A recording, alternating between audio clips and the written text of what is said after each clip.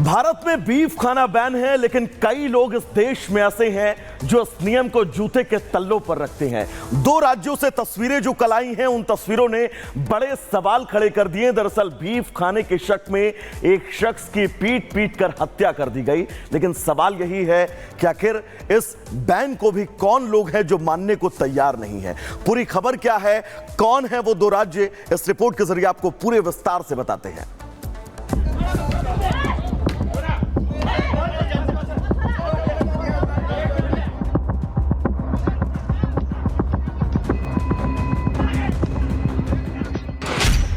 महाराष्ट्र से हरियाणा तक पिटाई,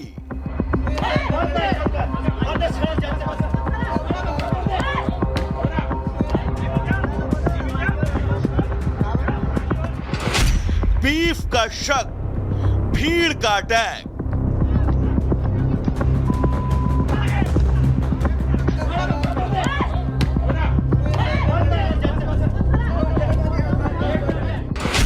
किसने दिया आखिर मारने का हक?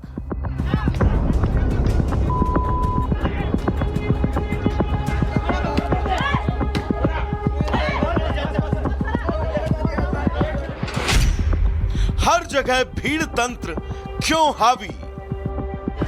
बर्बरता की तस्वीरें दो हैं, जगह अलग अलग मगर हालात एक जैसे, और अंजाम इतना खौफनाक कि कोई मारा गया तो कोई मरने की हालत में है।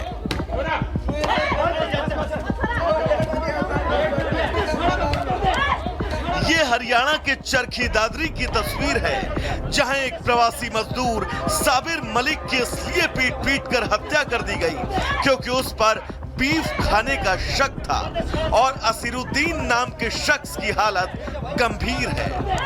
मामला 27 अगस्त का बताया जा रहा है। वीडियो वायरल होने के बाद हरकत में आई पुलिस ने एक्शन लिया और अभिषेक, रविंदर, मोहित, कमलजीत और साहिल समेत 7 आरोपियों को धर दबोचा।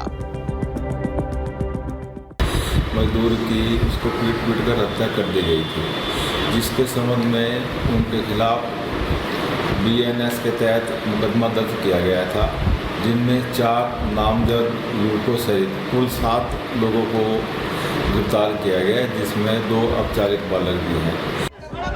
बताया जा रहा है कि कथित गौरक्षकों ने गोमांस खाने के शक पर साबिर को प्लास्टिक की खाली बोतलें बेचने के बहाने एक दुकान पर बुलाया और वहां पर उसकी पिटाई कर दी। इस मामले की CM सैनी ने भी निंदा की है। घटना नहीं होनी चाहिए और ये घटना दुर्भाग्यपूर्ण है।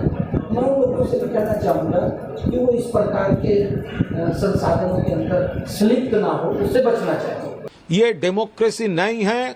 हम लोग सब ये पूरा स्ट्रॉन्ग लैंग्वेज में इस इंसिडेंट का हम कॉन्ट्राडिक्ट कर रहे हैं। दुर्भाग्य खत्म कहां हुआ है, क्योंकि हरियाणा के बाद अब महाराष्ट्र की तस्वीर देखिए, जहां एक बुजुर्ग शख्स को बीफ ले जाने के शक में ट्रेन में कुछ लोगों ने पीट दिया। बुजुर्ग का नाम हाजी अशरफ बताया जा रहा है, जो जलगांव से ट्रेन के जरिए अपनी बेटी से मिलने कल्याण जा रहा था। उनके हाथ में 2 डिब्बे दिख रहे हैं, जिनमें गोमांस होने के शक में सामने खड़ी भीड़ ने थप्पड़ और मुक्कों की बारिश कर दी। इस वीडियो के वायरल होने के बाद सियासत गर्मा गई। ओवैसी और उनकी पार्टी के कई नेताओं ने वीडियो पोस्ट कर विरोध किया। महाराष्ट्र के AIMIM अध्यक्ष और पूर्व सांसद इम्तियाज जलील तो उकसाने लगे, कह रहे हैं कि बहुत हो गया ज्ञापन देना और सोशल मीडिया पर अपना गुस्सा जाहिर करना। अगर सरकार और पुलिस आंखें मूंद रही है तो एक समुदाय के तौर पर हमें खड़े होकर इन ताकतों का मुकाबला करना होगा। जबकि पीड़ित बुजुर्ग का कहना है कि कोई भी गलत कदम न उठाएं। आप मेरे लिए आपने जो किया है, मैं हयात हूँ, आप कोई ऐसा गलत कदम ना उठाए, मैं आपसे इतनी इल्तिजा करता हूँ। गौमाता की रक्षा करना हर भारतीय का कर्तव्य होना चाहिए। हर किसी की भावनाओं का ख्याल रखा जाना चाहिए, लेकिन सिर्फ शक में कानून को हाथ में लेने का किसी को भी हक नहीं है। कार्रवाई पुलिस करेगी और इंसाफ कोर्ट देगी, क्योंकि भारत में लोकतंत्र है, भीड़ तंत्र नहीं। Bureau report, Republic Bharat. तो महाराष्ट्र और हरियाणा से आई इन दो खबरों को आपने सुना और समझा।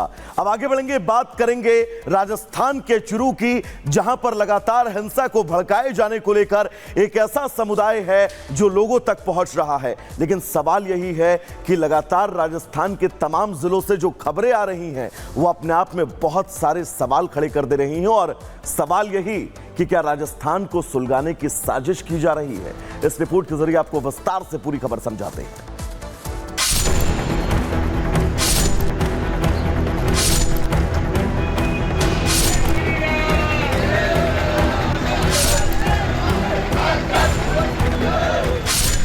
तस्वीरें राजस्थान के चुरू की हैं। दूर दूर तक सड़कों पर खामोशी बिखरी है। सुबह समय पर खुलने वाली दुकानें आधा दिन बीत जाने के बाद भी बंद हैं। चहल पहल से भरे रहने वाले बाजार शांत हैं। लेकिन ये शांति, ये खामोशी आने वाले तूफान से पहले की है, क्योंकि जिस तरह से लगातार हिंदुओं की धार्मिक यात्राओं पर चोट की जा रही है, उससे माहौल खराब हो सकता है। ये हिंदुत्व की बात है, ऐसा नहीं होना चाहिए। सरदार शहर में पहली बार है सब। पूरा का पूरा सरदार शहर बंद है। नगर परिषद के सफाई कर्मचारियों ने घटना के विरोध में काम नहीं किया। सामाजिक तत्वों ने अभद्र व्यवहार किया और मारपीट की। हम इसकी घोर निंदा करते हैं। सरदार शहर हमेशा सभी धर्मों का पालन करते हुए, सभी धर्मों के नियम का पालन करते हुए सब सुख शांति से रहते हैं। अब ये भी बताते हैं ये विरोध क्यों, क्या आखिर चुरू में हुआ क्या था। दरअसल हिंदू समुदाय के लोग शोभा यात्रा निकाल रहे थे। शोभा यात्रा में डीजे भी बजाया जा रहा था। शोभा यात्रा एक मस्जिद के सामने से निकली। मस्जिद के आगे डीजे बजाने पर रोका गया। डीजे रोकने पर हिंदू मुस्लिम समुदाय के बीच विवाद बढ़ा। मुस्लिम समुदाय पर डीजे में तोड़फोड़ का आरोप लगा। पैदल यात्रियों के साथ मारपीट का भी आरोप है। यह हिंदुओं के विरोध का तरीका है कि अपनी दुकानें बंद कर दी, विरोध प्रदर्शन करने लगे, लेकिन जवाब में पत्थरबाजी नहीं की, हिंसा नहीं भड़काई। जबकि इन कट्टरपंथियों की कोशिश तो राजस्थान के जरिए पूरे देश को सुलगाने की थी, वाया चुरू देश को विरोध की आग में सुहा करने की थी और सरदार शहर से सुलगी चिंगारी में हिंदुत्व के साथ पूरे देश को बर्बाद करने की थी। हिंदू शोभा यात्रा निकाले, उससे दिक्कत, कावड़िए जल लेने जाएं तो उससे परेशानी हो जाती है। हिंदू अपने त्योहार मनाएं, इन लोगों को उसमें भी दिक्कत। और इन सबकी शुरुआत हाल ही में देखा यह जा रहा है कि राजस्थान से ही होती है। ऐसा लग रहा है कि मजहबी साजिश का सेंटर राजस्थान अब बनता जा रहा है। लेकिन मजहबी साजिश उत्तर प्रदेश तक पैर पसार चुकी है।